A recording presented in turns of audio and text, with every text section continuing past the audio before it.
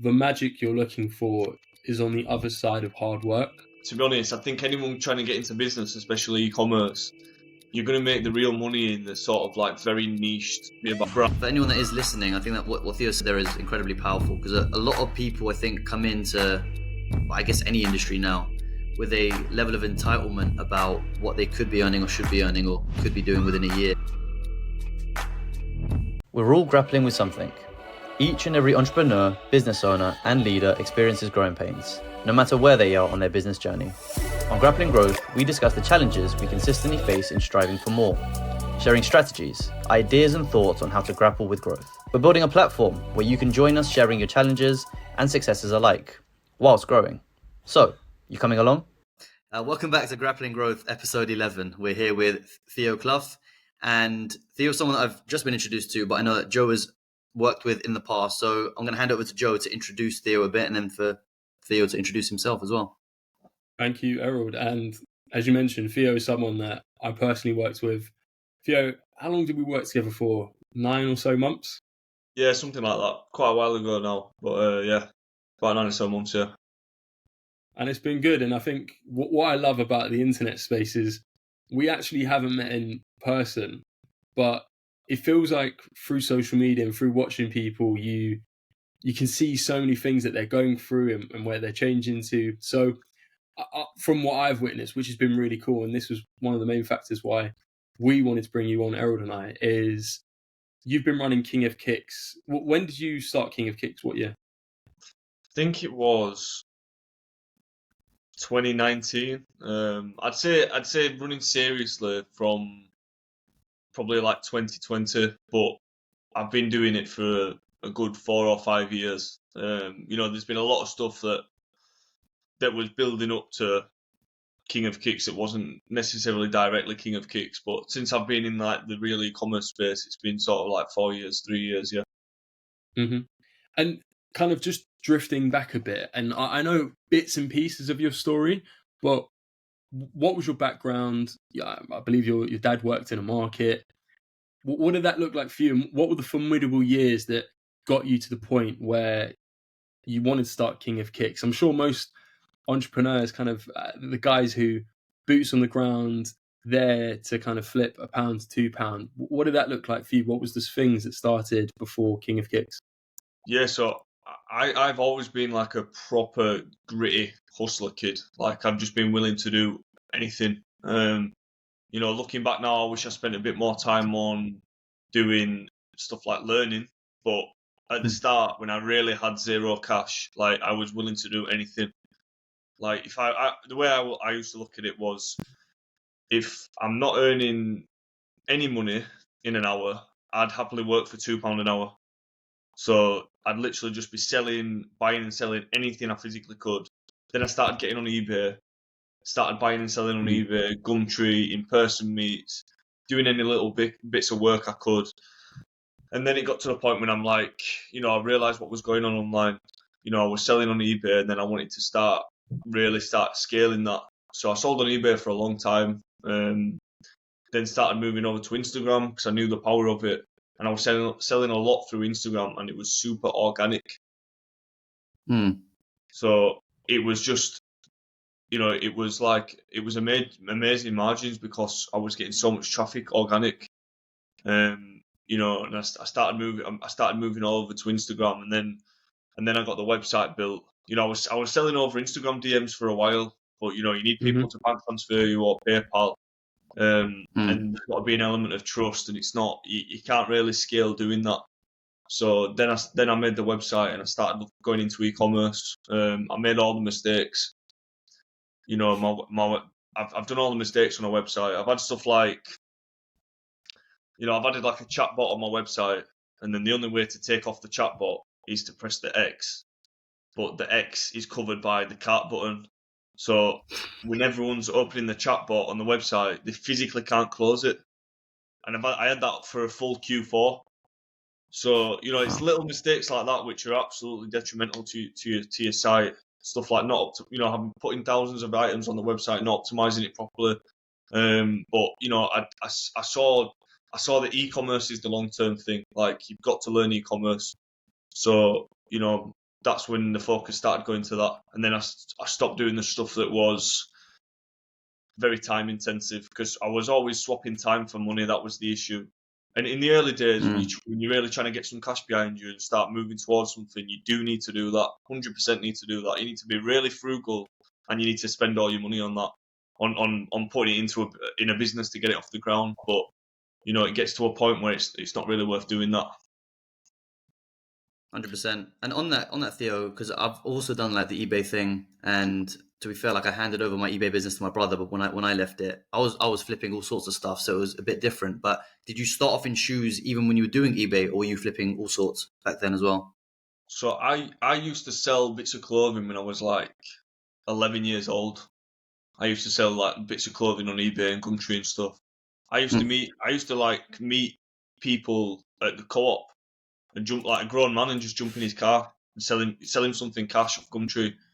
Like literally at 11 years old. I think back now and it's like pretty crazy, but I've always been buying and selling, and eBay I've been very familiar with. I used to buy a lot of stuff off of eBay and then relist it, better photos, better listing, better SEO for the search, and then I used to resell it back on eBay. So that's what really solidified like my market. Why better marketing skills is going to make you earn more money, because you can literally buy something off the same platform and resell it for a profit just with a better listing. So that's what made me realize, like, this is how you can get far with if you improve your marketing skills. So, I've essentially just built on that same idea in a larger scale. Yeah, I think for people that are like interested in starting a business, especially in retail space or e-com, when you're looking at the skills that require, like what my brother does is like cross-platform arbitrage. And what Theo's talking about is like eBay to eBay, but you could also do like Vinted to eBay, Depop to eBay, etc. Because some things sell better on certain platforms, as I'm sure Theo will tell us. Like kicks will probably work better on Depop if it's like vintage, rather than it would be on eBay, because there's a niche there. There's a niche audience that's actually way more tailored to that platform. And then eventually, once you put your own brand, as Theo's done, like the game really changes. What was the pivotal point for you in terms of like moving into like purely kicks that you decided? Was there a passion behind it, or what was it that led you to the kick game, so to say? I used to watch YouTube a lot when I was a kid, and I used to watch like these American sneaker cons. The training, all culture in the UK is sort of like 5 years behind what's going on in America. Well, it used to be like that before social media. Now it's a bit faster because you see the culture online instantly. But I used to watch all these American sneaker cons, and I used to watch these kids selling shoes at like thousands of dollars, and I always wanted to do it, and I never knew where to get it from. So as soon as I sort of saw those opportunities when I was like 17, 18, I just bought some shoes, flipped it super fast, and it started from there. But I didn't just sell like rare and hyped shoes that I sell on the site now. Like I used to just sell sportswear in general, because I was selling on eBay. So on eBay you can sell all sorts. It doesn't really matter. You're not really going brand heavy on eBay, so you can sell whatever you want. But I was just focused on getting as much physical product as possible. I used to do like golf stuff, running. I used to do the rare shoes as well, weightlifting shoes, gym clothing, whatever it is. I used to sell like a massive range of stuff. It's only when I started really, spending more time on building the brand that I niched down the product. On that, Theo, we're all ahead of it now, but if you were speaking to an 18-year-old kid, comes up to you on the street, says, I've seen you on Instagram, I want to start selling, I want to start making money. What would you say is the first few steps someone needs to do, and what are the things they need to avoid in order to be successful over the next few years? So, one, you've got to stop watching the lifestyle porn. The problem is, what we've got on social media now is we've got all these 22-year-old ballers that are posting the Lambos and the watches and all this bullshit, right? And it makes you compare yourself to it. I'd be lying if I said I didn't subconsciously do that myself, even still now. So, stop watching these guys for a start. Like, people think that it's normal to get rich in 1, 2, 3 years now. But that's not the case. Like you've got to be frugal, save all your money. You can't wear the clothes that you want to wear. You can't go out when you want to go out. You can't eat where you want to eat. But that's not attractive to people. But that's the truth. That's what you've got to hustle until you've got something behind you. And there's no two ways about it, and there's no way around that. So, a lot of the problem is now we're living in an age where everybody's selling this get rich quick scheme because ultimately people are buying into the lifestyle because they want the lifestyle. The majority of people can't see past it, so it's a tough one to live in. So what I do is I tell them focus on keeping to yourself and learning whilst you're doing the gritty hustling. Because my problem was I just thought, well, I'm going to list on eBay for 12 hours a day, and I'm just doing that. I'm just like, I need to get products online, But, looking back in hindsight, I wish I'd have started learning e-commerce then. I wish I'd have started putting real hours into digital marketing, and I'd have started putting real hours into e-commerce and building the website and SEO, and then all these skills that have been a lot further ahead, by the time it came up to it. So, but yeah, you've got to just hustle. You've got to put your head down and hustle, and you've got to sort of go in your own world a little bit. But you just got to stop looking at what other people are doing and focus on yourself. There's no two ways around that. One of the best quotes I heard recently was, "The magic you're looking for is on the other side of hard work."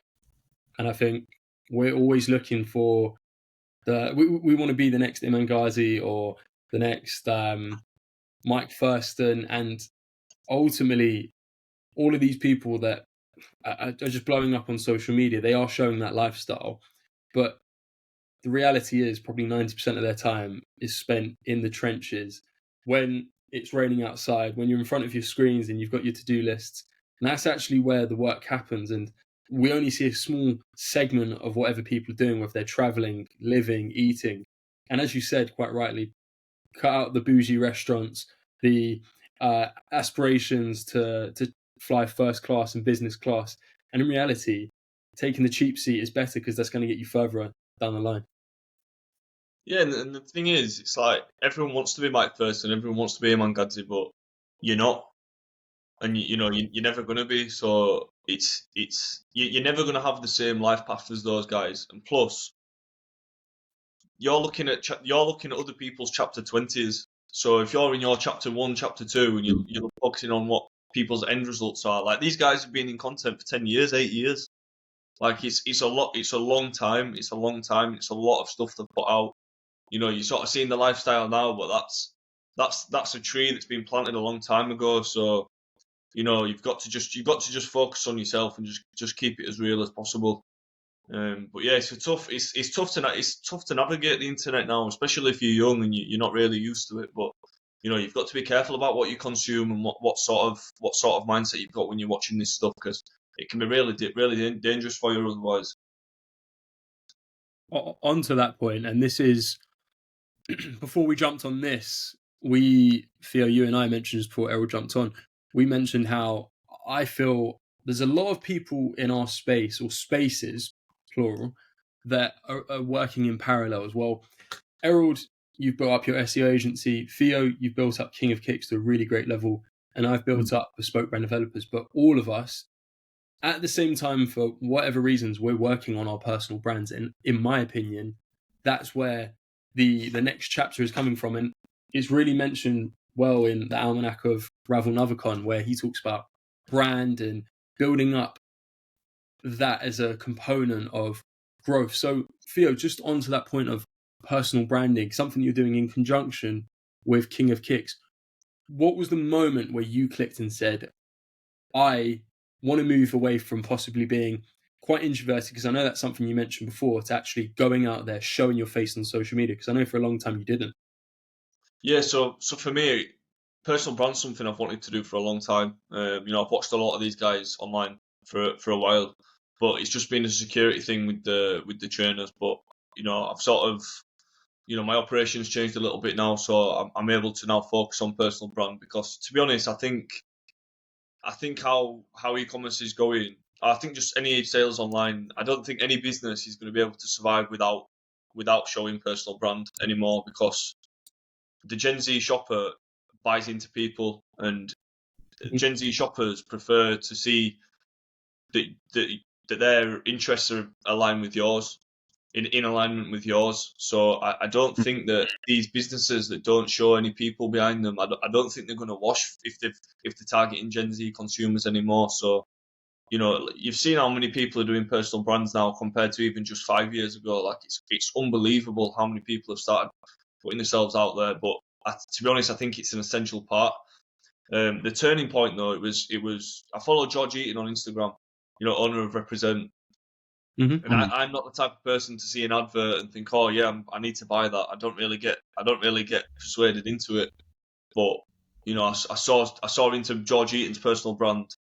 You know, he's into fitness and business, and it's very high quality, and it's going to nice places. And then, you know, it sort of makes you trust that their product is good through them. And then that's when I started shopping Represent. So that's when that was like the switch in my head where I thought, wow, that was quite powerful, because I felt it myself. So, yeah. Yeah.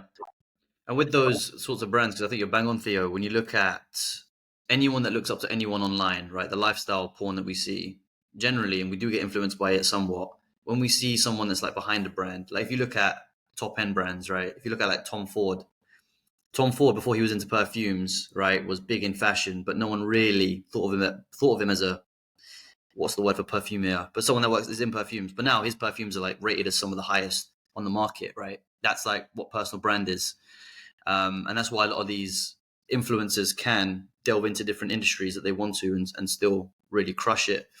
I guess for my question, especially for the sort of like the Kit Game, because I know this, like there's a rapper in the UK called Fredo that set up Kit Game. Actually, there's a couple influencers and a lot of YouTubers that center their brands around sneakers or shoe culture. How do you think that's developed, and what's been your opinion on, like, you know, people getting into this industry and using the influence in the way that they have, if we talk about Fredo or some of the influencers that you might have mentioned on YouTube? Yeah, I mean, you know, with shoes, it's a very competitive market. So it's, you know, it's hard. Like, you know, I pay respect to Kit Games for doing that sort of, like, I don't know if you've seen Complex in America, but that's like, that's like the same sort of thing. They did it before Kit Game, right? But Kit Game's done like the UK version, and how UK music was sort of increasing, it sort of hit at a very nice time. So, you know, they're definitely doing well, and I think London definitely needed it. You know, as far as me, I prefer to do, like, I do the King of Kicks podcast, and it's more to focus on sort of lesser well known but still known people, like artists and brand owners, and just more interesting people that you might not have actually heard of. So it's still similar sort of aspect, but, you know, it's very important that you're offering something else other than just buy this. You know, you need, if you're playing the social media game, you need to be giving out value in some way, and it's entertainment mainly. Yeah, absolutely. Do you think, because I've also got clients in the shoe industry, not so much like sports shoes or fashion or like this sort of fashion, but for people like entrepreneurs that are either interested in the shoe industry or sneakers as a whole, or want to set up their own shoe brand, what are the sort of things that, like, you think people should really bear in mind about the industry before they jump into it? Well, all depending on what type of shoes you're selling. You know, it's like, if you want to sell branded sort of Nike, Adidas, Yeezys, like rare shoes, you know, it sounds great because they sell for a lot of money, but you've got to understand that the people you're buying them off also want to make a lot of money. So your margins significantly go down. Yes, they sell faster, but the unit economics changes quite a lot. So it's not as, you know, it's not as attractive as it once was, because you've got a very saturated market and you've got very small margins.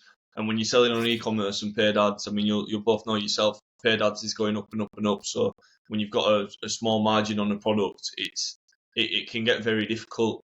So unless you've got that sort of like omni-channel, organic and mixed with paid ads approach, then, you know, it's going to be difficult. But to be honest, I think anyone trying to get into business, especially e-commerce, you're going to make the real money in the sort of like very niched brands that there's not 1,000 people lining up for. So, you know, these brands that you could sell zips and make millions. Like, it doesn't have to be something that everybody sees as high value. You know, there's industries for everything. So I think if you focus on something that's way more niched and less people are doing, it's gonna give you quite a large advantage. I think one element you've touched upon there is, for you, you're selling Nike, Adidas brands. So ultimately, you're operating somewhat in a very arbitrary state where you're trying to find trainers for £100 and trying to gain as much surplus share as you can, so selling them for 120, 150, and you're predicated on how the market moves. So with your own brand, and this is always what I felt with businesses, is with your own brand, you can set your own prices, if depending on supply and demand and how well that brand's doing. I mean, you look at Represent, Mani Devoir, they command their own prices now because they own their brand. And I think this is something that I know Erald and I do with our clients, and I'm sure this is something that you thought of moving over from Shopify's email marketing function to Klaviyo, but thinking about lifetime value, thinking about your marketing efficiency row as away from just looking at ROAS, because I think ROAS as a metric in e-commerce and business in general is the wrong metric to look at. And you want to hedge yourself against, well, if I buy, and this is what you're looking to do, you're trying to buy customers. So if you hit a 2-to-1, but then you've got a customer that's going to be coming back to you every 3 or so months, and you've got several upsells and you've got other ancillary products that work in conjunction with what they're looking for, that's really the game that I think is most attractive in not just e-commerce, but every business. Don't know what your thoughts are. Yeah, 100%. And you know, a lot of these big businesses they've got very good lifetime value. But you know, even the fashion space in e-commerce, like the guys that are really killing it now, I'd love to find out whether they think that they'd be killing it if they started those same brands in this day and age. Because, you know, like Represent, Mani Devour, Gymshark, whatever, all these brands started in that sort of social media e-com climb where it sort of hit a nice level where it was cheap to advertise, the market was unsaturated, and they've literally rode it for years, and that's why these brands are absolutely huge. And this is why you're seeing big boy CEOs in their early 30s, late 20s. So, you know, the landscape's changed a lot, but you know, like back in the day, you'd probably be able to look at ROAS and get quite a good ROAS and just run ads all day. But now it's about the level and the depth that you can build your ecosystem. So, you know, you can pull a follower in off, you can pull someone in off of Google, transact with them, whether that's an email sign up or an actual purchase, and then you can bring them into your email, then push them onto your social media, and then get them onto your YouTube, and then get them on Facebook and Instagram. And then all of a sudden you've paid for that user to come in off Google, but now they're following you on all platforms, and that's where they're really building that familiarity. And I think that once they've seen you a few times, and if you're providing good content on all those aspects, then that's where you're going to really build some strong fans and strong customers. I think the space of direct response advertising has massively plummeted, and the space of soft call to actions, as you mentioned, emails, followers, stuff like that is where everything's moving to, which is more focused on being omnipresent, omni-channel, as opposed to thinking, okay, someone's going to see my ad, and then within space of a couple of days, we're going to get that conversion through 7-10 to 1 return on ad spend. I don't see that as much across accounts now. I think spot on to what you've said. It's a case of building up organically, and it's touch points, and that's where I've seen a massive shift, especially in e-com, away from impulse purchases. Don't get me wrong, if you're talking about an electrician or a plumber, the process is completely different, because if you've got a burst pipe or your toilet's blocked, you're not going to social media, you're going to go to something that's direct response and it's a need. And for a lot of people, especially with the way how the economy is, we're in a downturn, people are going to be seeing trainers more and more, or apparel, as a want, not a need. Yeah, 100%. And plus, you know, it's easy to say, sort of like, you need to start focusing on omnichannel presence, but it's hard. Like, it's hard. It's a lot of things to keep up with. So really what I would suggest is you've got to spend the time on the automations. So stuff like your email marketing's got to be really strong, because you're sort of setting it once and you're leaving it for a long time. And then you've got to just create a plan of, I'm going to produce X amount of content for these platforms, X amount here weekly, and then build topics around it and just have something that you can refer to keep it fresh. But yeah, it's difficult, but if you get a plan together and you're smart about it, it can still work. I think something that goes amiss that dozens of brands that I speak to are criminal of is not batch creating their content, and also, which we're doing, is documenting. It's far easier. Similar to this podcast, we're documenting this podcast. We can chop it up into 10, 20 pieces of content. I think people skip everything in between, and smaller businesses especially, people like the rough and ready, because again, they're buying into you and I, which is really important. So talking about that transitioning growth into personal branding, what do you want to achieve from it? So, I've had a few, I've had bumpy problems in my e-commerce game, just like everybody has. I mean, the larger you scale, the bigger your problems are going to be, and I've been left feeling quite vulnerable from it, to be honest, because ultimately, if you're watering that one brand all the time, yeah, that brand's going to grow. But if anything happens to that brand, if you're finished. Yeah, you've got the skills, but essentially you're starting from square one again.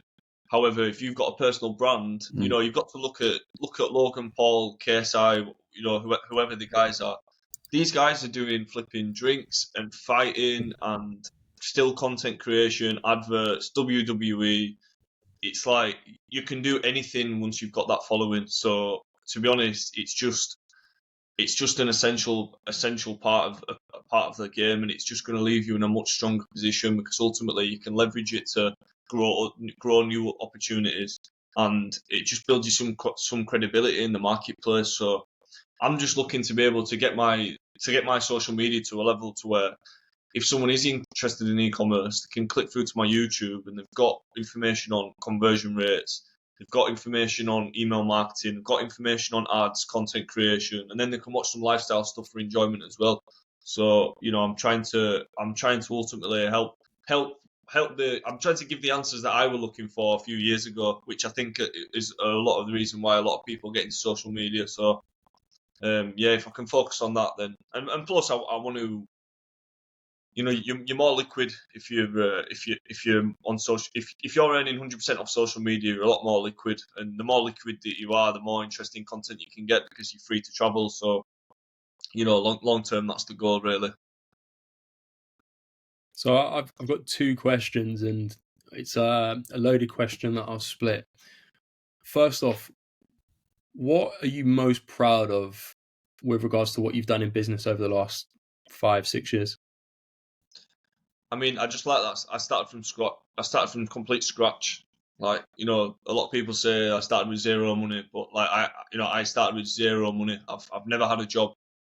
I literally started with nothing, really flipping from nothing. But I wasn't embarrassed to do any job, and I was willing to earn £2 here, £1 there. It sounds silly, but obviously when you're 17, 18 and you've got no money and you're really starting out, it does make sense at that time. Obviously now it doesn't make sense, but I really started from zero, and it taught me a good work ethic. So I feel like everything I've got is deserved. So yeah, that is something I'm happy about. For anyone that is listening, I think that what Theo said there is incredibly powerful, because a lot of people, I think, come into, I guess, any industry now with a level of entitlement about what they could be earning or should be earning or could be doing within a year. And the fact is, like, if you're not willing to work for free for your own brand, or work for, a couple of pounds here and there to learn, right? If you're not even willing to invest your own time to learn, then like you can forget about getting really anywhere with any sort of venture. And you're going to be competing against people like Theo, right? So think about that, and think about like what he's willing to do to get to that point that you both want to get to, right? If you're both on the same road, he wants to get there, you want to get there. If someone's willing to put in that extra work, then think about how far behind you're going to be in that realm. But I thought that was really, really powerful, Theo. Sorry to jump in, Joe, before you ask your second question, because I think that's something that people should really focus in on. Yeah, I mean, that's a fantastic point. I think a lot of the times we think we're operating in a one-of-one market, but we go out there, and this is the big problem with people who finish a degree. They feel entitled that they should get a 40,000, 50,000 pound job a year, and then reality slaps them in their face and says, well, we've got 100 other people with identical CVs to you. What makes you different? And then they're there putting their tail between their legs and saying that the world's unfair. And in reality, and I think we can all attest this, and people who I look up to, and I don't try to follow that lifestyle shit that you were talking about, Theo, because I think that puts that bubble in people's head. But when you see guys like Alex Hormozy, who says he sleeps on the gym floor, the only fucking difference between him and other guys and people who are successful is just having that grit. And there's a great book on that called Grit by Angela Duckworth. And the quote was something about, I commend the person more who does the same thing for 3 years as opposed to the person who tries to do several things every 6 months. And I think that's what shows in entrepreneurial success, is just the grit when things don't even make sense, but you just continue because you know that vision and you know where you're going. The problem is my question. Is most people like to be, they like to be sold the dream. They like to watch guys in Lambos in Dubai. They're not interested in, you've got to have no money and you've got to work for free for years. They're not interested in hearing that, and they're not willing. So, the social media space is definitely a tricky one, and I think it's still very wild west at the minute. And I know we've got blue ticks and stuff like that, but it's anybody can post whatever they want with whatever bullshit story, and anyone's qualified nowadays. So, you as long as you're aware of that, I think you've got a much better chance of navigating it. So, big thing I think that's missing across the platforms, and this is something I've tried to do with my own personal brand, is just be as transparent as you come. And people, they appreciate authenticity, they appreciate vulnerability, and it's hard to fake something when you do it day in, day out. You can pull it off for a few days, few weeks,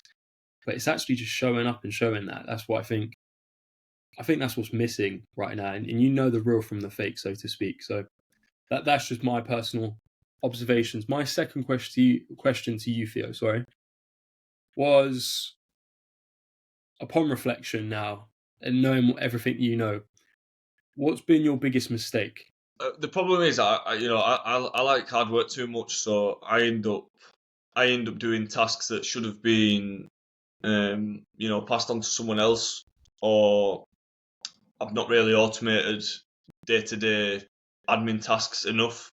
So I've ended up actually wasting a lot of time on just nonsense admin, or admin that could have easily been outsourced. So to be honest, I'd have preferred to spend all my time learning on the stuff that I'm trying to get better at, whether that's in e-commerce, personal self-development, or whatever the case is. So you've got to be working smart, not hard. That's the thing, and it's it's easier said than done, but that I've definitely been working hard, not smart. So I've definitely done that for a long enough period of time. So if I could go back, that is something I'd do differently. But at the end of the day, you need to go through these. You need to do these mistakes anyway, because you're only really solidified learning from a mistake. So I don't look back in regret, but that is something I would change if I could. So I was saying, I'm always curious when what you've just said there, work smarter, not harder. What's your definition of smart work versus hard work? Well, smart work is just focusing on what tasks are going to have the most meaningful impact. So, let's say, for example, if you've got an e-commerce business and you're shipping orders out all day, well, that's very low impact. Like that's something you could easily outsource, and it's going to be a low impact on your success. Like, yes, it is an essential part, but it's something you could get anybody to do. So, I'd say that in a nutshell, focusing on the most impact stuff first, because ultimately 80% of the results is going to come from 20% of your work, right? So, it's important to really be able to identify and focus on those things.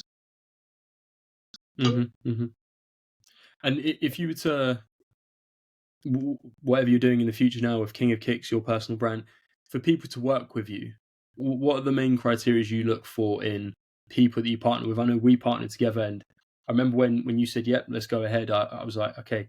And you said, I like what you're doing with yourself. What are the key criteria you're looking for in people to work with you? What's the things that you click with?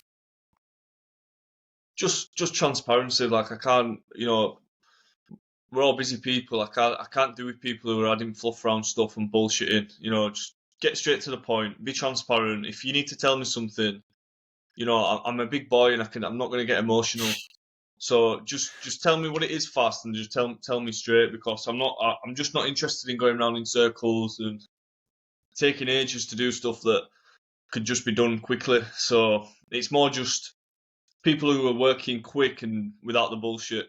And I don't mean quick as in too fast. I just mean quick as in efficiently. So yeah, just zero bullshit people. Like, I have to deal with bullshit all the time, so I don't want to be airing it off. I don't want extra stuff that I don't need. So that's the main thing.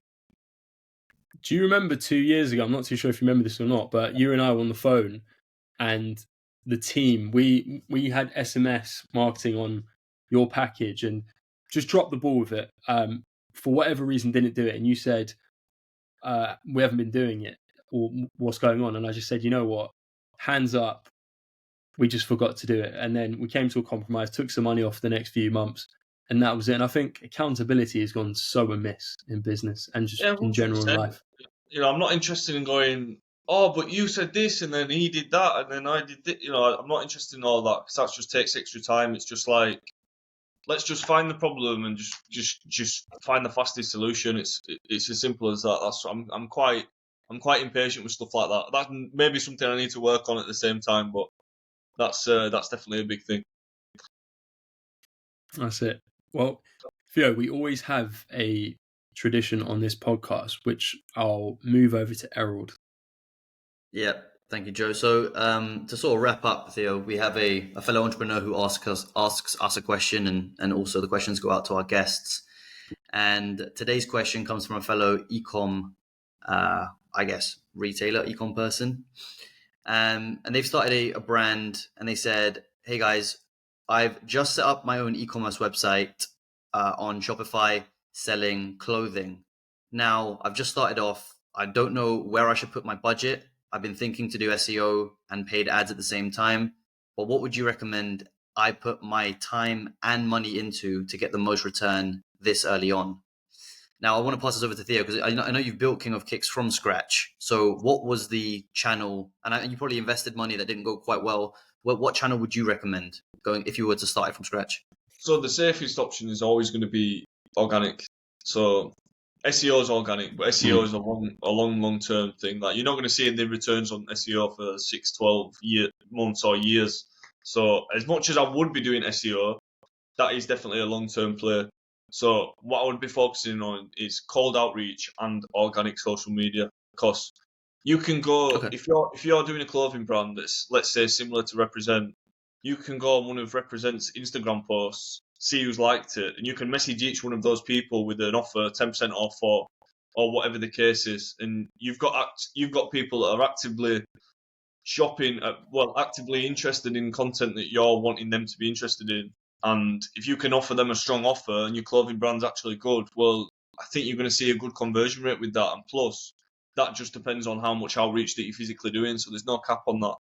So definitely cold outreach, but you need to focus on that website and make sure that you're creating it around the customer. So it's got to display and answer the customer's questions. Gold, yeah, love that. I think that's not an answer I think a lot of people would have expected as well, because I think a lot of people might have thought that going down the paid ads route or the SEO route, and I agree with you as an SEO, and I'm sure Joe can echo this for paid ads. It's not a channel that if you want to invest all your money into, that it's going to be cheap or that's going to get you results quickly. So cold outreach and I think organic social are some really key ones, and focusing on the website experience, right? Because when you do bring people to the website, if it does look spammy or not very high quality, no matter how good you make it look on on your outreach message or how good your offer is, you're going to lose them. So I think those are some really key key bits to focus on, for sure. You could have the best creative and best ads in the world, but if your website's shit, then it's not going to convert. And if your product's shit, it's not going to convert. So it's as simple as that. Absolutely. Yeah. 100%. Well, thank you for that, Theo. I'm going to leave it at that nugget because we don't want to give everything away. But if anyone does have any questions for Theo, please email us at podcast@grapplinggrowth. We may get him to answer your questions on a future podcast. And before we wrap up and I pass over to Joe, Theo, tell the audience, where to find you, what they should know if they want to get in contact with you. Yeah, so it's Theo Clough on all platforms. TheoClough, all one word. YouTube, I'm doing long form content that's catered around teaching e-com entrepreneurs stuff that I wish I knew. So there's some real value on there, and there's a lot more coming on a weekly basis. And then social media, I do short form instructional videos on e-commerce stuff. So yeah, follow me on all platforms. Yep. There we are. Just saying, Theo's got a great video on YouTube of how he was able to go to Thailand all for free. So check it out. It was actually really good watch. And yeah, just to wrap up, Theo, it was a pleasure having you on. I know we've tried to get this sorted before. I'm excited to see your journey. I want to see what goes on. And I know this is going to be the start of a great thing for all of us. So pleasure to have you on, Theo. Erald, great hosting. And thank you everyone who's tuned in and listened to the Grappling Growth podcast. Yeah, thanks for the time. Appreciate it.